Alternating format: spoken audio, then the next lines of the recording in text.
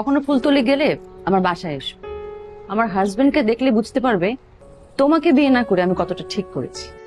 আমি একটা মেয়েকে ভালোবাসতাম, ওর হাজবেন্ড এখানে ফুলতলিতে এলজিআরডি তে জব করে। That's good. ও আমাকে শো অফ করতে চেয়েছে, ও দেখাতে চেয়েছে যে ওর হাজবেন্ড আমার থেকে বেটার। আইডিয়া। সাদাত তুমি তুমি আমাকে বলেছিলে না যে ফুলতলিতে যদি কখনো আসি তাহলে তোমাকে যাতে আমি জানাই। আমি এখন ফুলতলিতে আমার ওয়াইফকে নিয়ে বেড়াতে আসছি। সত্যি? তুমি আমাকে দেখাতে চেয়েছিলে না যে তোমার হাজবেন্ড আমার থেকে বেটার, এখন আমি তোমাকে দেখাতে চাই যে আমার ওয়াইফ তোমার থেকে 1000 টাইমস বেটার। দাদা তো অনেক লাকি, তোমার মতো একটা লক্ষ্মী বউ পেয়েছে। ও লাকি না, আমি লাকি। আমি কেন লাকি জানো?